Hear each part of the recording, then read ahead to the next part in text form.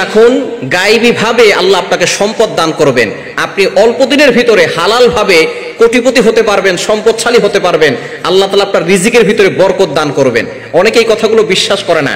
এই চারটি জিনিসের ভিতরে এমন বরকত রয়েছে, আর এই বরকত যদি আল্লাহ আপনাকে দেন তাহলে আপনার সম্পদশালী হতে আর কত দেরি লাগবে বলেন?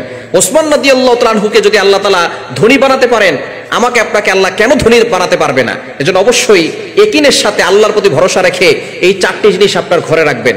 এক নাম্বার হচ্ছে মা ও জমজম, জমজমের পানি রাখবেন। জমজমের পানির ভিতরে এতটা বরকত রয়েছে, নবীজি সাল্লাল্লাহু আলাইহি সাল্লাম জানিয়ে দিয়েছেন, যে ব্যক্তি কোনো নিয়ত করে জমজমের পানি পান করবে, আল্লাহ তাআলা সাথে সাথে সেই নিয়তটাকে পূরণ করবেন। আপনি অসুস্থ আছেন, আপনি সুস্থতার নিয়ত করে জমজমের পানি পান করেন, দেখবেন আল্লাহ তাআলা আপনাকে সুস্থতার নিয়ামত দান করবেন। এই জমজমের পানিটা এতটা বরকতময় পানি, আপনি জানলে অবাক হয়ে যাবেন। নবীজি সাল্লাল্লাহু আলাইহি সাল্লাম যখন মেরাজে গিয়েছিলেন, তখন কিন্তু তার শাক্কুস সদর, অর্থাৎ তাকে ওপেন হার্ট সার্জারি করেছিল। তখন কিন্তু হাউজে কাউসারের পানি দিয়ে নয়, এই জমজমের পানি দিয়ে তার ভিতরে সবকিছু পরিষ্কার করেছিলেন হযরত জিবরাইল আলাইহিস সালাম। এজন্য জমজমের পানির অনেক মূল্য রয়েছে, অনেক বরকত রয়েছে।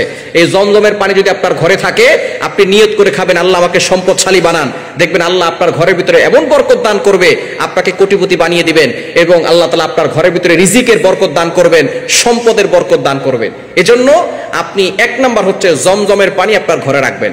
এবং আমি যখন উমরা করতে গিয়েছিলাম গত বছর, তখন আমি নিজে এটা উপলব্ধি করেছি। যারা উমরা করতে গিয়েছেন, জমজমের পানি খেয়েছেন, তারা জানেন এতটা কষ্ট হয় কাবা শরীফ তাওয়াফ করা এবং সাফা মারওয়া সাই করলে অনেক কষ্ট হয়, কিন্তু যখনই জমজমের পানিটা পান করা যায়, সাথে সাথে কেমন যেন কোনো কষ্টই হয় না এমন মনে হয়। এবং আপনি যে কষ্ট করেছেন, সাফা মারওয়া সাই করেছেন এবং কাবা শরীফ তাওয়াফ করতেছেন, মোটামুটি রোদের ভিতরে অনেক সময় দিনের বেলা অনেকে তাওয়াফ করে, এবং বিশেষ করে এই হজরে আসওয়াদে চুমু খাওয়ার জন্য অনেক মানুষ একসাথে থাকে, তো অনেক কষ্ট হয়ে যায়। দেখা যাচ্ছে যে সকলেই চুমু খাইতে যায়, 7টা চক্কর দেওয়ার সময় প্রত্যেকবারই আমরা একটু কাছে কাছে যেতে চাই, অনেক কষ্ট হয়ে যায়। কিন্তু যখনই আপনি দেখবেন সেখানে যদি আল্লাহ তাআলা যাওয়ার সুযোগ করে দেন, সেখানে গেলে জমজমের পানি খাওয়ার সাথে সাথে দেখবেন যে আপনার ভিতরে আলাদা একটা প্রশান্তি লাভ করবে, শরীরের ভিতরে একটা শক্তি আসবে। এজন্য জমজমের পানি ঘরে রাখার চেষ্টা করবেন। দ্বিতীয় নাম্বার হচ্ছে মধু। মধুর ভিতরে শেফা রয়েছে, নবীজি সাল্লাল্লাহু আলাইহি ওয়াসাল্লাম নিজে জানিয়ে দিয়েছেন এবং আল্লাহ তাআলা নিজে বলে দিয়েছেন। কোরআন খোলেন 14 নম্বর পারার 13 নম্বর পৃষ্ঠা 6, 7, 8, 9 নম্বর লাইনগুলোতে সূরাতুন নাহলের 68, 69 নম্বর আয়াতে আল্লাহ বলে দিয়েছেন, ওয়া আউহা রাব্বুকা ইলান নাহলি আনিত্তাখিদি মিনাল জিবালি বুয়ুতা ওয়া মিনাশ শাজারি ওয়া মিম্মা ইয়ারিশুন সুম্মা কুলি মিন কুল্লিস সামারাত ফাসলুকি সুবুলা রাব্বিকি যুলুলা ইয়াখরুজু মিন বুতুনিহা শারাবুন মুখতালিফুন আলওয়ানু। এই মৌমাছির যে মধু আল্লাহ পাক রব্বুল আলামিন দিয়েছেন, এই মধুর ভিতরে অনেক শেফা রয়েছে।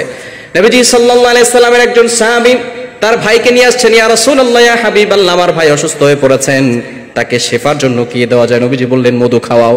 এবার লোকটা মধু খাওয়ানোর পরে তার পাতলা পায়খানা আরো বেড়ে গেছে। নবীজিকে বললেন, ইয়া রাসূলুল্লাহ, ইয়া হাবিবাল্লাহ, অসুস্থতা আরো বেড়ে গেছে। নবীজি বললেন আবারও মধু খাওয়াও। আবারও তার অসুস্থতা বেড়ে গেছে। এবার নবীজির কাছে আবার আসলেন, ইয়া রাসূলুল্লাহ, ইয়া হাবিবাল্লাহ, কি ওষুধ দিয়েছেন? তার তো পায়খানা আরো বেড়েছে। নবীজি বললেন মধুর ভিতরে সমস্যা না, সমস্যা তোমার ভাইয়ের পেটের ভিতরে, তাকে আবারও মধু খাওয়াও।